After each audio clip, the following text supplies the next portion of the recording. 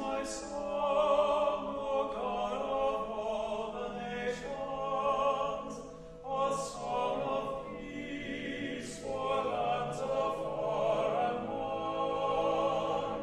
This is my home, the country where my heart is.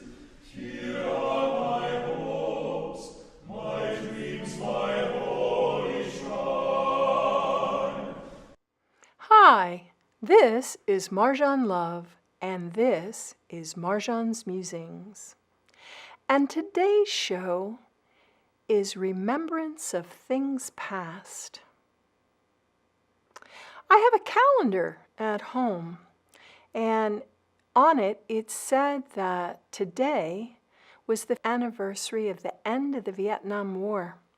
I was talking to my friend here at 1623 Studios, Lisa Smith, and she says, no, I don't think that's right. And she Google whacked the end of the Vietnam War, and it came up as the fall of Saigon, April 30th, 1975. I was sort of startled. I didn't know why a VFW calendar would have the wrong date on it. And I was listening to NPR, and I heard something very deeply distressing.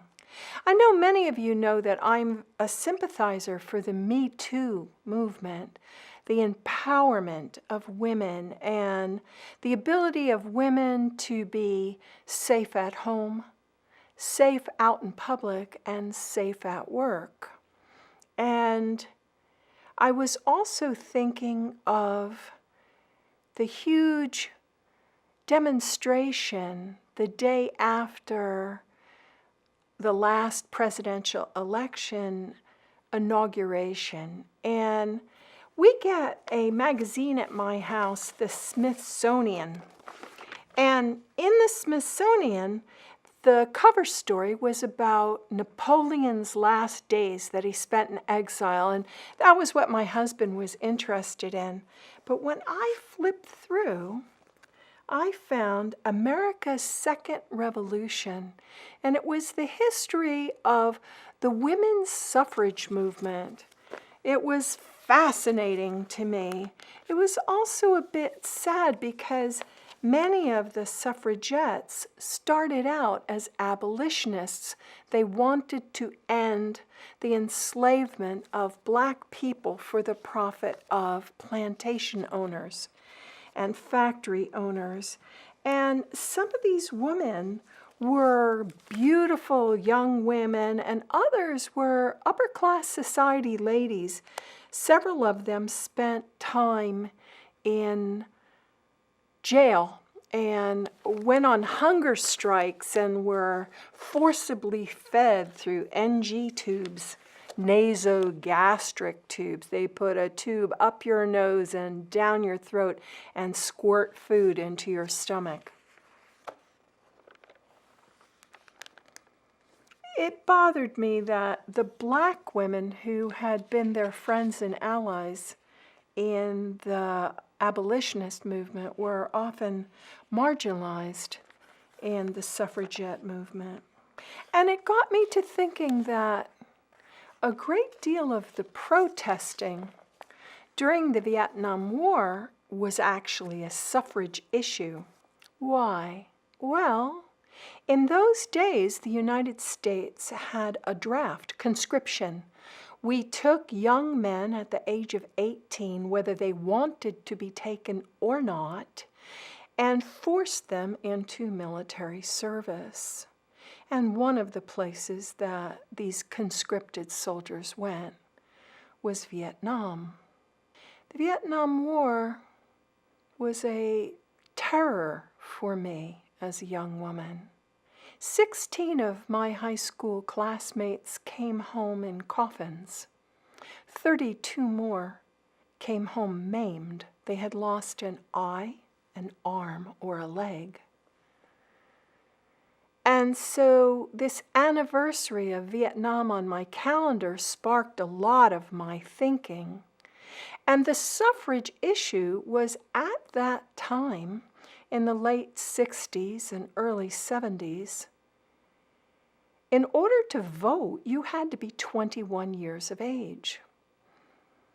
And JFK, who I believe to be a very upstanding in most ways man, I mean, his affairs at the White House were kind of notorious, especially he and his brother and Marilyn Monroe. But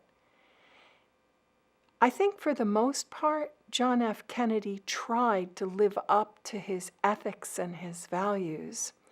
And after his murder, Lyndon Johnson became the president, and the war in Vietnam escalated because of the Bay of Tonkin resolution, which upset everybody because only Congress is supposed to declare war, although the president can declare states of emergency. And when Johnson left office, the war was winding down. And the Republican candidate for president, through an emissary, sent a message to the North Vietnamese to wait. Don't end the war. Negotiate with me once I become president. That is an act of treason, to countermand the wishes of the president during a war. And it was explained in the Vietnam War documentary that we talked about on a previous show. But I was listening to NPR this weekend, and I was dumbfounded, just gobsmacked, to listen to a tape of Richard Milhous Nixon comparing the student demonstrations for the right to vote for the officials who were sending them off to war, and having these students be compared to convicted felons at the Attica prison who had a prison uprising, and Nixon saying, well, I'll tell you how to stop them. If you want to stop them, kill a few of them. There's famous photographs of the Kent State shootings, and no one understood why National Guardsmen would open fire on unarmed, peacefully protesting 17 and 18-year-olds, 19-year-olds. Like, what was going on? And then this tape is released. How many years later? 49 years later. And you hear the commander-in-chief say, kill a few of them. That'll stop them. It shows the total lack of judgment the man had. Tin soldiers and Nixon coming, 4 dead in Ohio. Because the Vietnamese are very honor-centered people for the most part. They have a powerful sense of national identity and internalized ethics. So when Nixon offers them this deal, they say, okay, we won't end the war. And then once he became president, they wouldn't deal with him either.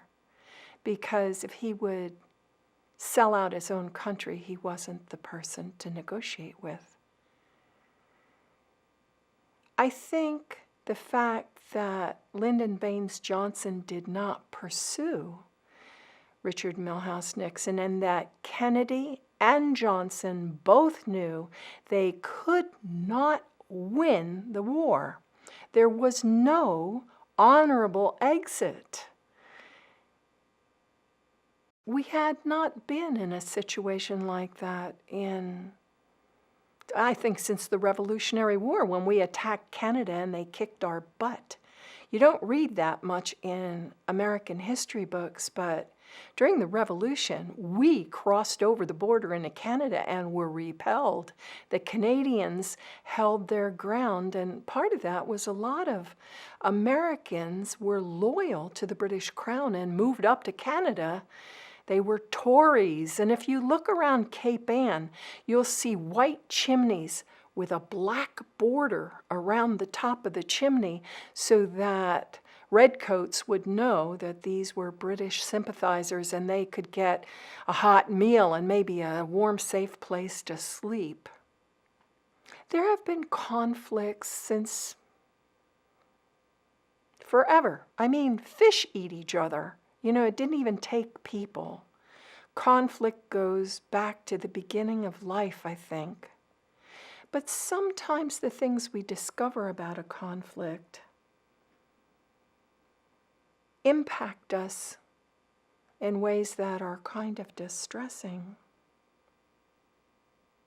I've read to you before from this book, A Mindful Day. It's got a Buddhist bent to it. On page 204, there's a quote that I thought was kind of neat. A flexible sense of self. I do not predetermine my capabilities, but I allow them to expand naturally according to the challenges that arise in my life. I was thinking about the fact that near Christmas time I told you that I had Christmas mice and that I wasn't quite sure what I was going to do with them. And then the last show, I told you that I was going to be alone for 4 out of 5 weeks because my husband Kevin was going to be at Fort Knox. Well, my Christmas mice were moving the mouse traps around but not getting caught by them. That made me kind of nervous. And then one morning I came down and I have a ball that looks like Swiss cheese with big dented holes in it, and you put treats inside, and my little puppy Dax runs around knocking this ball around and the treats fall out. I came down in the morning and the treat ball had been put up on the counter for the night. And there on the counter were these big chunks of plastic ripped out of the ball. And I thought, oh my goodness, this is not mice. And then when I found droppings of decent size on my dining room table and the fact that rodents can carry diseases like rabies, I'm there on the phone, to Kentucky going, oh, what should I do? And I wound up at Smith Hardware and I got a rat trap.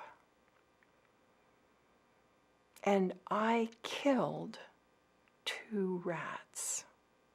And the first one, I didn't hear the trap go off, and when I went to check the trap, something had eaten the rat that was killed. I was like, oh no.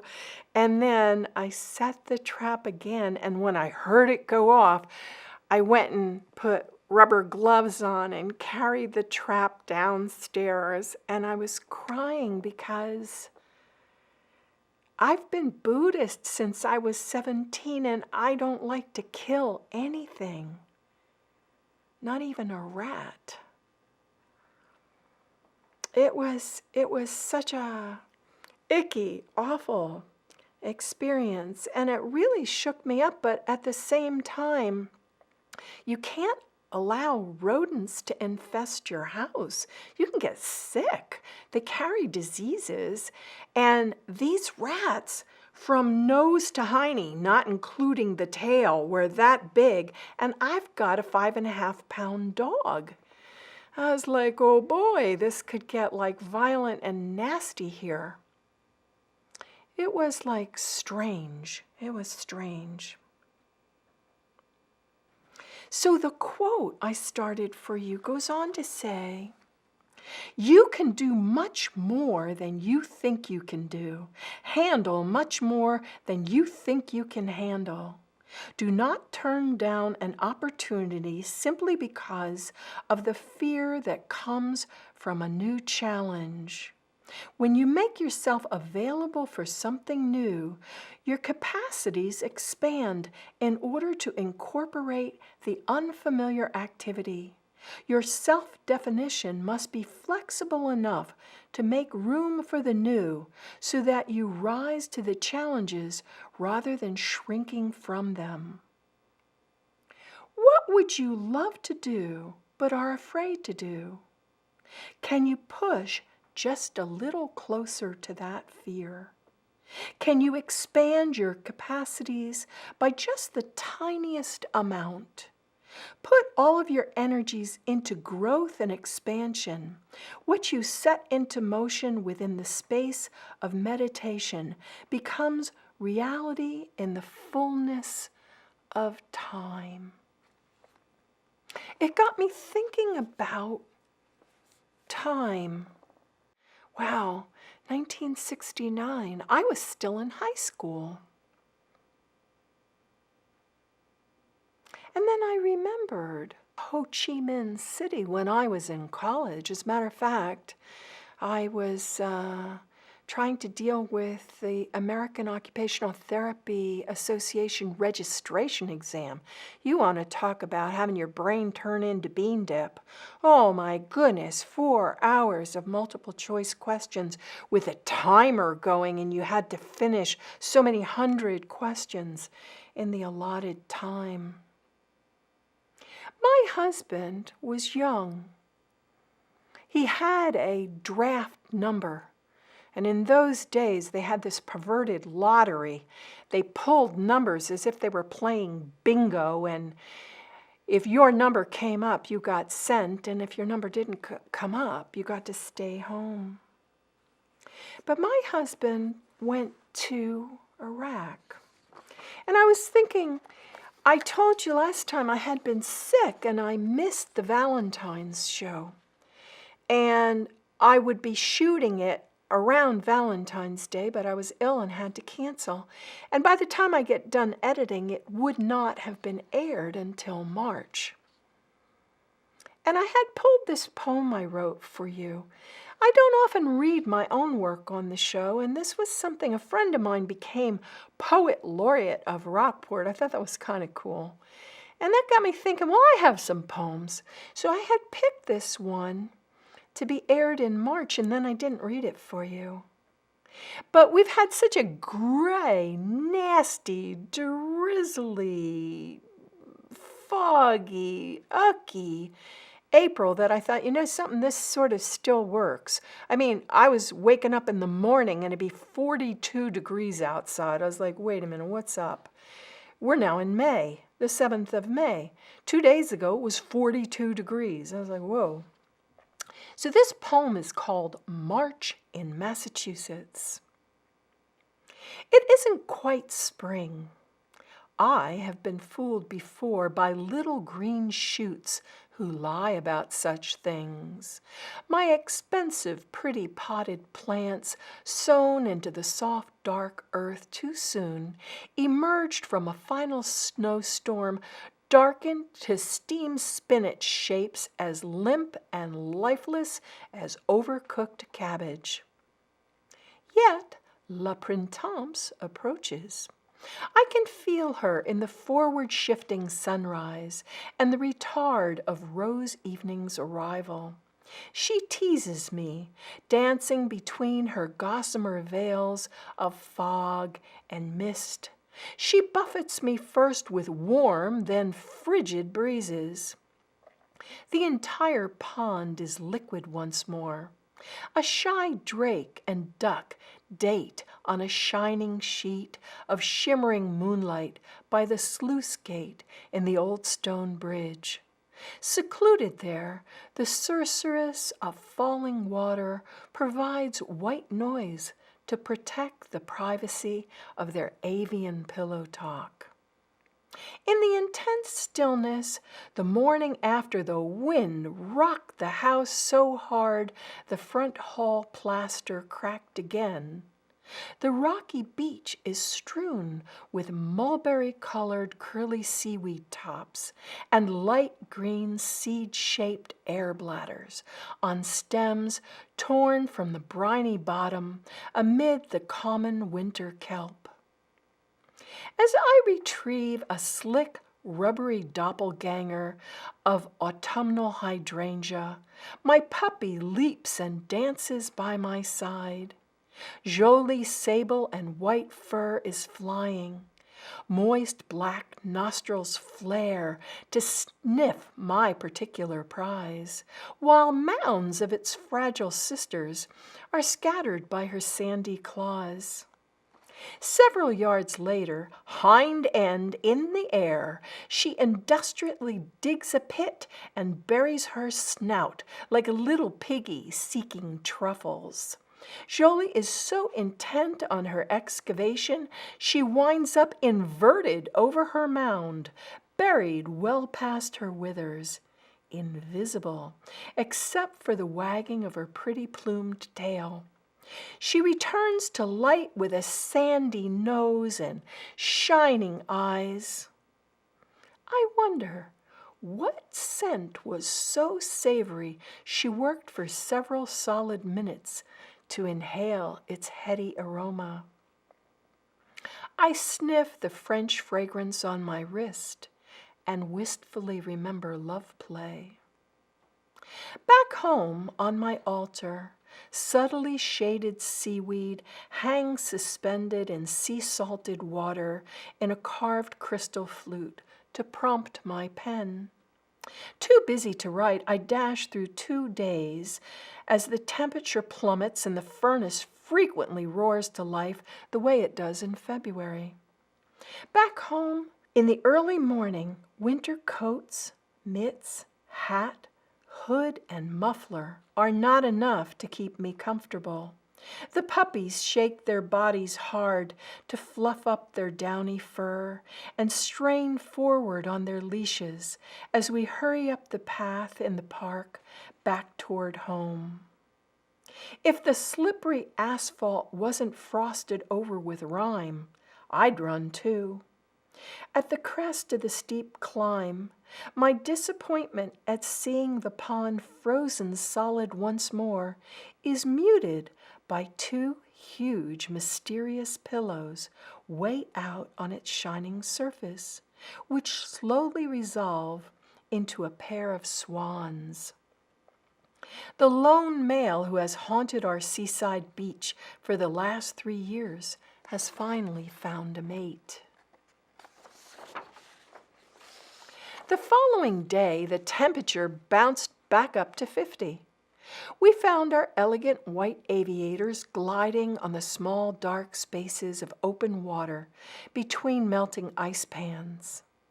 They were completely surrounded by scolding ducks who wisely moved away from 2 puppies on point. My petite papillons are only 6 and 15 pounds, yet their absolute stillness, electric with excitement, lets me know loud and clear I am not the only predator who would relish a duck dinner. If I let these tiny domesticated wolves loose, I bet the sassy, overconfident little quacker near the shore wouldn't stand a chance.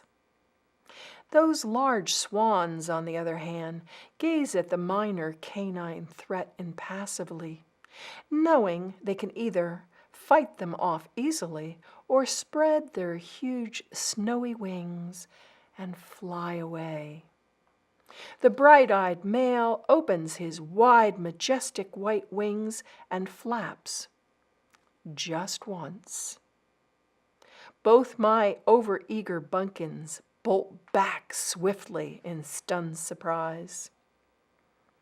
Our warm, egg yolk yellow and carmine kitchen welcomes me home with the smell of fresh, hot coffee, the red electric pot, made for me while I was gone.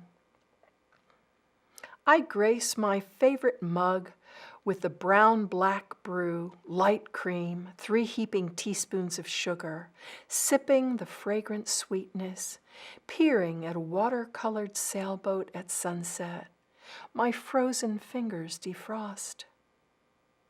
My gaze slides to your empty red chair. An old tune emerges unbidden, and I find myself crooning, "My darling, be home soon. It's not just these few hours, but I've been waiting since I toddled for the great relief of having you to talk to." Dashing away tears, lest I distress my sensitive companions, I make yet another black X on the blue star calendar hanging on the white enameled door, as this one obliterates yesterday's date. I wonder if time drags as slowly in Iraq. I slump to sitting on the old oak floor. Mr. Simon and Jolie scamper over and gleefully pile into my lap, showering me in their effusive affection. I snuggle them close to my heart to blot out my sudden acute awareness that late October is almost an eon away. And that's March in Massachusetts. Well, right now, it's May in Massachusetts, and we're coming up on Mother's Day weekend this weekend. I got a Happy Mother's Day $25 off coupon from Soft Surroundings, but only if you spend $100. So it's a 25% discount with a spend this amount of money attached to it. But inside, there was this little greeting. "You mother children, grandchildren, parents, pets, friends, neighbors, even strangers in need. You are amazing, beloved, strong, loving, beautiful, and inspiring. It is a wonderful world because of you." And I thought, you know something? I might actually use that coupon. Buy myself something from Soft Surroundings. They're typically a little expensive. I haven't read you anything from the Daily Word in a while, and since I was kind of recapping some of the highlights of the March show that didn't happen, I'm going to read you one I picked for you, "The Silence." It's by Shirley Craft. Come, join me in the silence. It is the holy ground of the beloved. The beloved, you say? We are deeply, purely loved there. Is that not a sign of the beloved? Compassion is born there, where pure love meets suffering.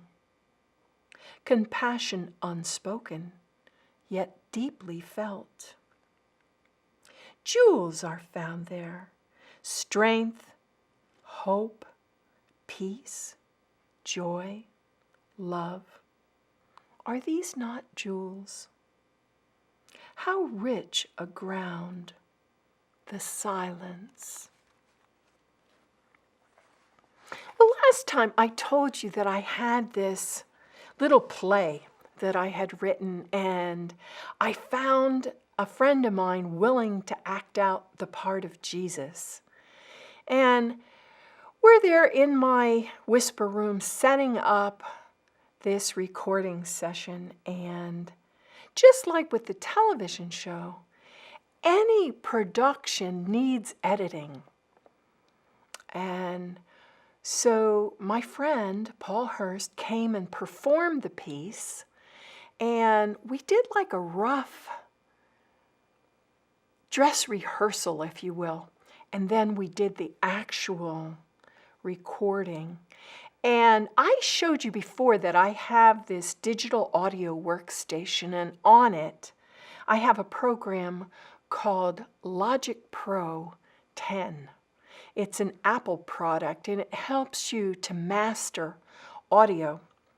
Now, master is a word that has a lot of connotations, but in terms of audio editing, I am not a master by any means. But last year, when it went on sale, I bought myself a product called RX RX6. I had purchased RX5, but RX6 had new tools that I thought might help me clean up the audio book that I recorded of my book, Saigon's Deadly Game.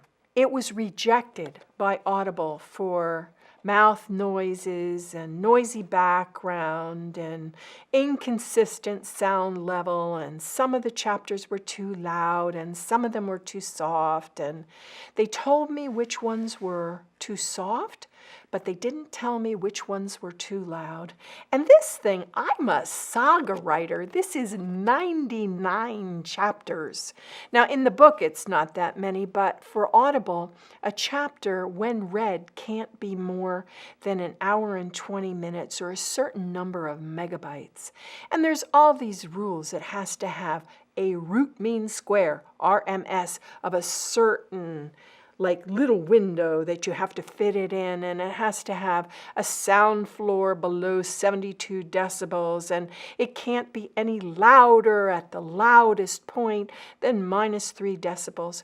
So I have this new repair modules through this RX6, and the screen doesn't show the regular amplitude waveform I've learned to read. It shows a spectrogram. And the spectrogram can be in different colors depending on what you're looking for.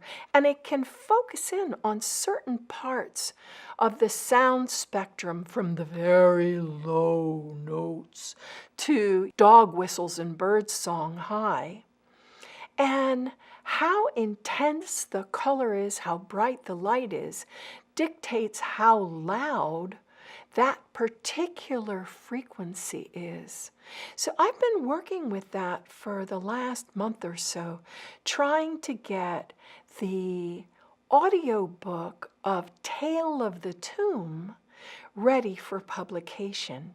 Tale of the Tomb is up now. If you have a Kindle or you read books on your phone or your iPad, you can go to Amazon.com to Marjohn Love's author page, and you can find Tale of the Tomb in written form. But I wanted to tackle this 1 hour play and see if I could clean it up well enough to pass Audible's exacting standards, because they're pretty precise about their expectations.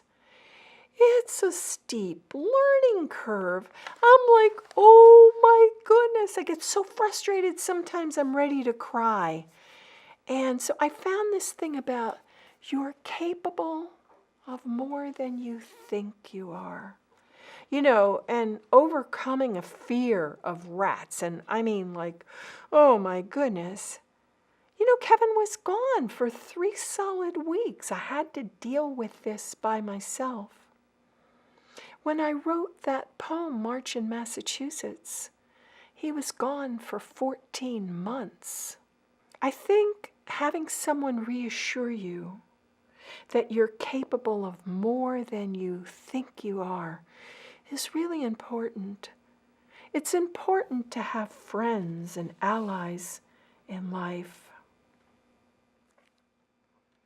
And to push your boundaries.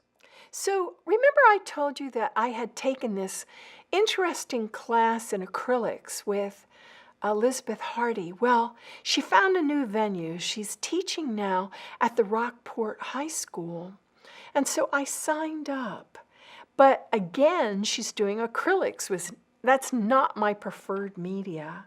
So I got a hold of a new book at Beverly Art Supply Warehouse, Creative Strength Training, because I've been working out 3 and 4 days a week. You know, when I wrote that poem about my puppies and wanting to run up the hill and being afraid, I was 225 pounds. I used to put sugar in my coffee, a lot of sugar and cream. And when I confronted my sugar addiction, I switched to green tea, matcha, and licorice tea. And I don't put sugar or honey in those.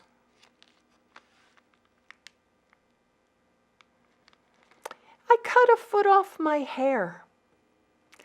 I lost 45 pounds. I ran into an acquaintance of mine who hadn't seen me in about 2 years, and he took a double take and said, "Nice sweater." And I said, "Thank you. I bought it at Marshall's for cheap.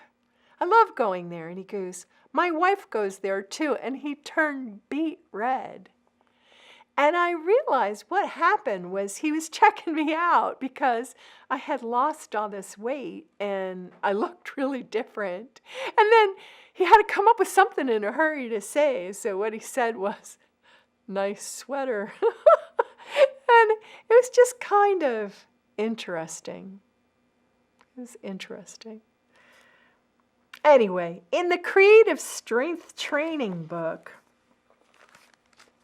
the author is talking about a committee and how you have to be a rebel artist and get the people on your committee off your committee. And the committee is her idea of what Julia Cameron, the author, will tell you is your internal critic. And in The Writer's Life, Julia Cameron says you got to take your internal critic and send them to the Caribbean. Put them on vacation so you can actually put the pen to the paper and write, because you're not going to be perfect.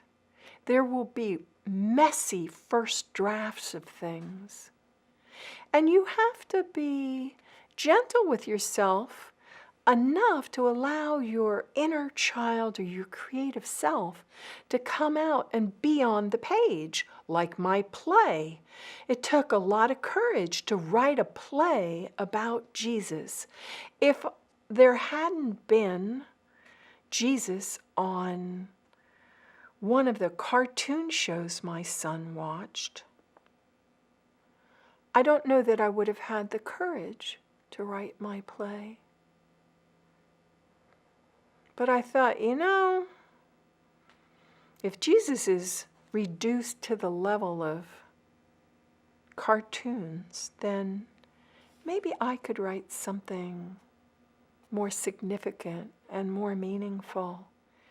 That may not be perfect. I'm sure theologians are going to take my work and go, but was faith-based.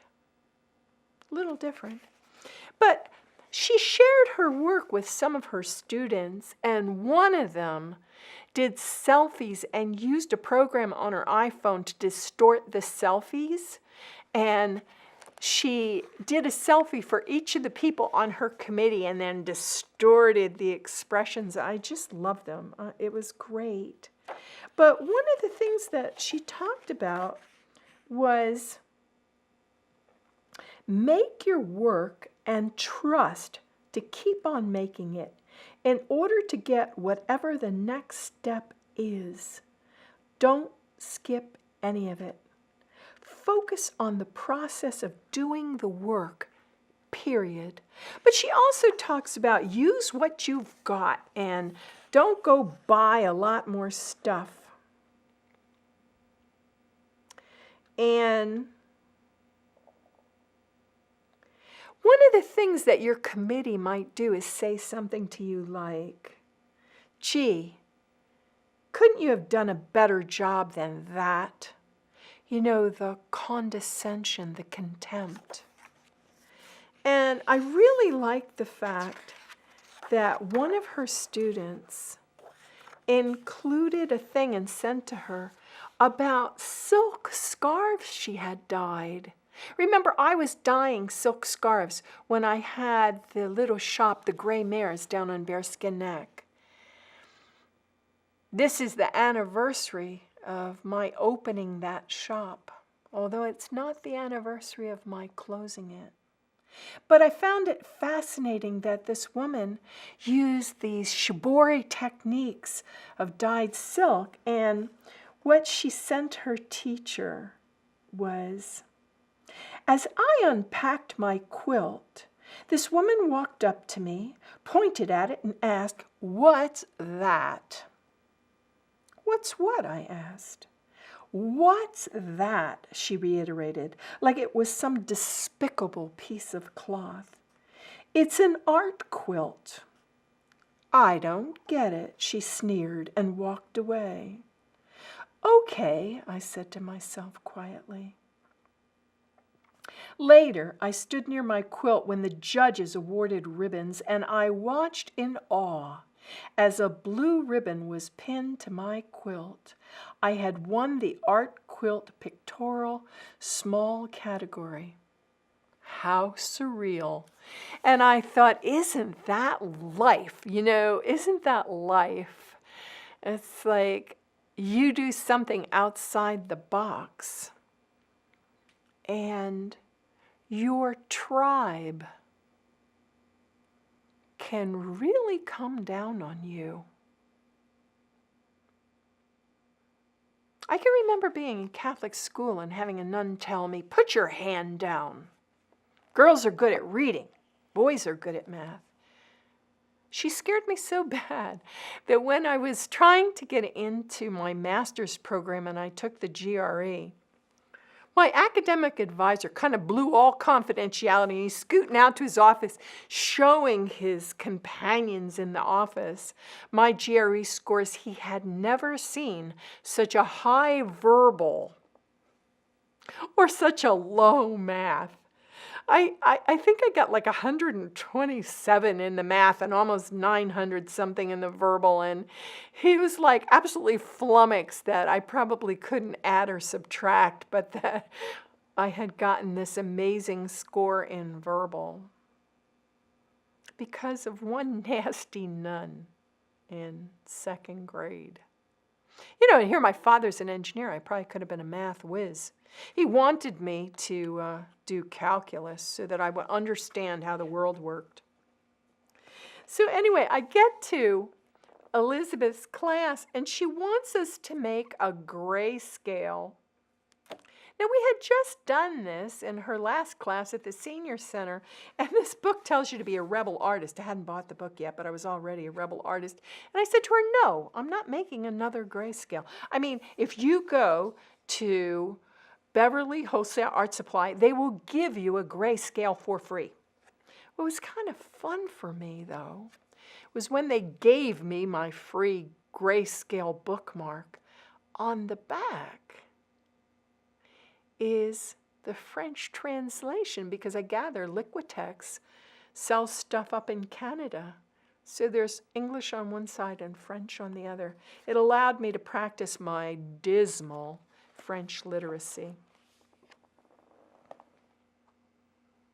But I bought another book while I was there, The Art of Expressive Collage, because tomorrow we're going to be making prints, and then the ones that don't come out really like wonderful, we're going to cut up and use as collage material. So I bought this thing, The Art of Expressive Collage, so that I could kind of get into collage, because I think high school. And she has this thing about what to put in your collage, and there's this page, the junk drawer, okay? And she's got all this stuff in the junk drawer.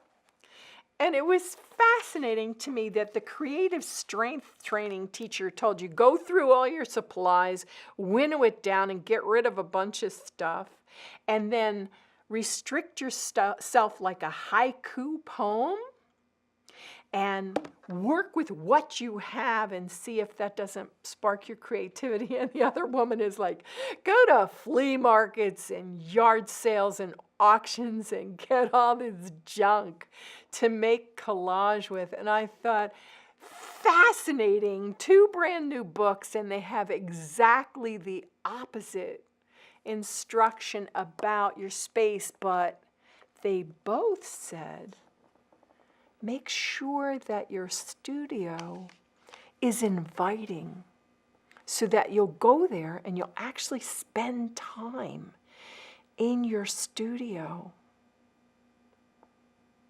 Don't leave it a mess. Organize it.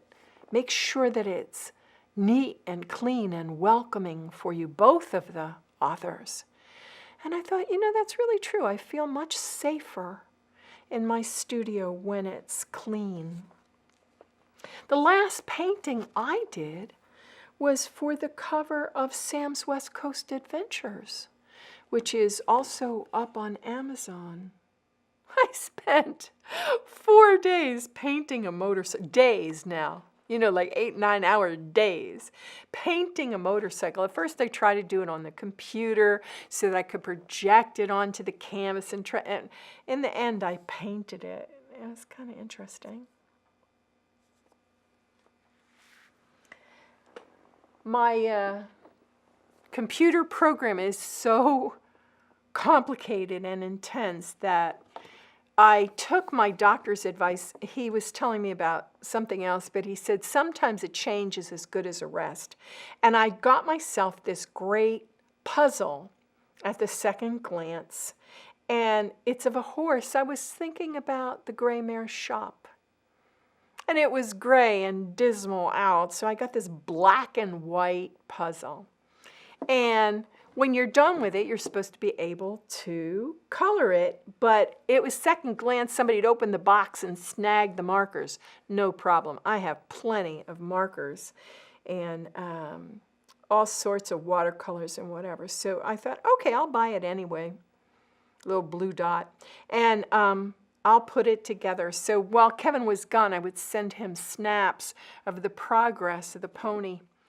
And then I get it all done, and the way the puzzle was cut, it was manufactured in China, and the pieces just kind of come apart easily. And I thought, how am I going to keep this together to color it? I wanted to colorize it. And then I got this brilliant idea. I went to Smith's hardware store, and I got contact paper. So there I am with drawing boards from drawing class, and I've got the puzzle on one drawing board, and then I put another drawing board on top, and I put it together and went boom and flipped it over, and then contact papered it, and then flipped it back so that while I'm working with the colors, the pieces don't keep coming apart. I just thought, if I hadn't been an OT, I probably would not have figured all that out. I don't know how many of you saw the news footage that Notre Dame Cathedral had a horrible, terribly destructive fire. Geez, that upset me. And I haven't been Catholic since I was 16. That's a long time. It's a long time. But I went to Notre Dame Cathedral, and I have a piece I wrote about being there. And I went into the second glance. Frequently they have rosaries. And I asked them for a rosary. And they had one, but it was plastic and tacky. And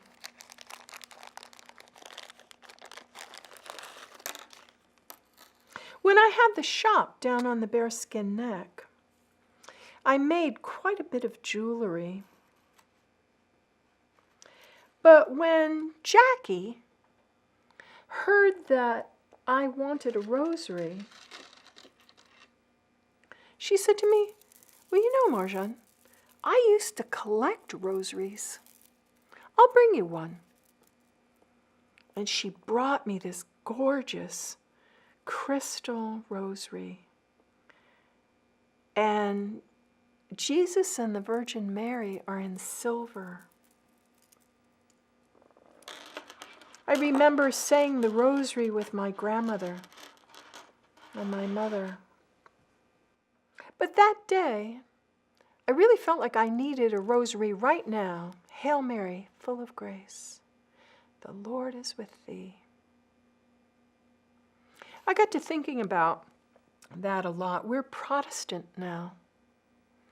And one of the reasons that the Protestants are different from the Catholics is they don't believe in the virgin birth. They never did.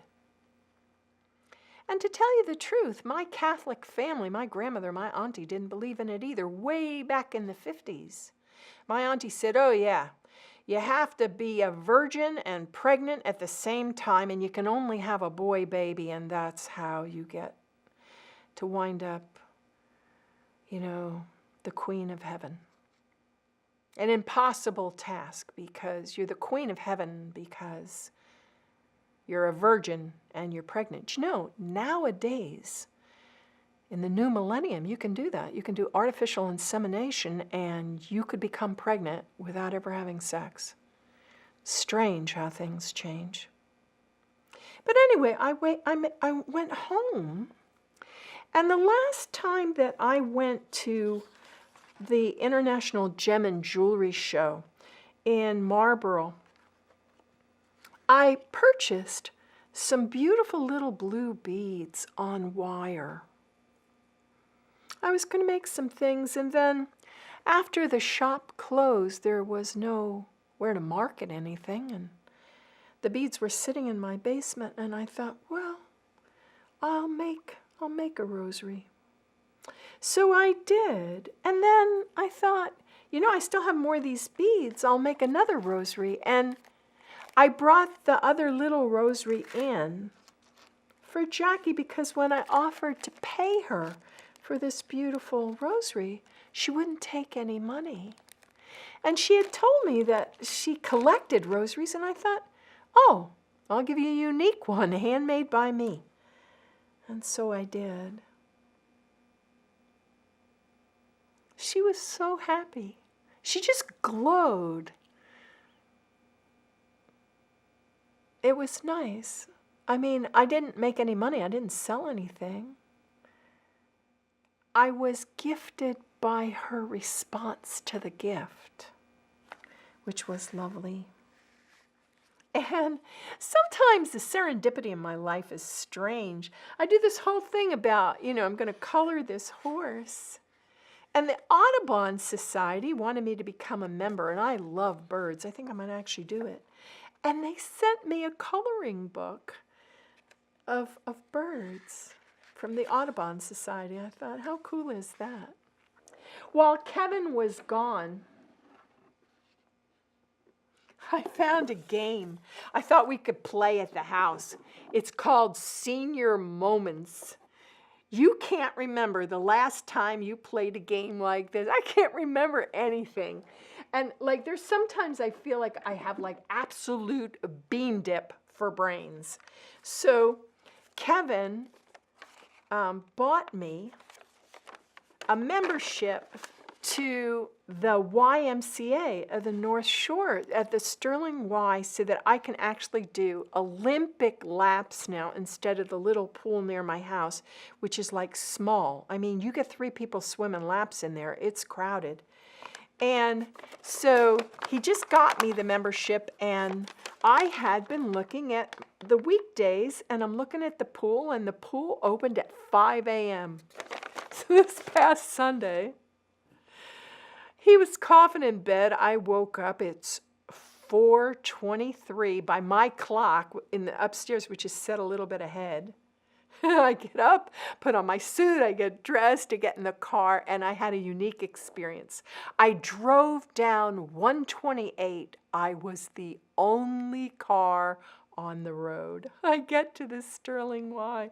I hadn't flipped it over and looked at the weekend schedule. They didn't open until 6:45. I was like, oh my goodness. Talk about senior moments. Anyway, the second glance is doing donation bingo.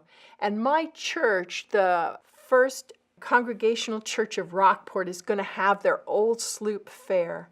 So if you have extra stuff in nice condition, both of these places are selling things that are nice very inexpensively to people who may need them.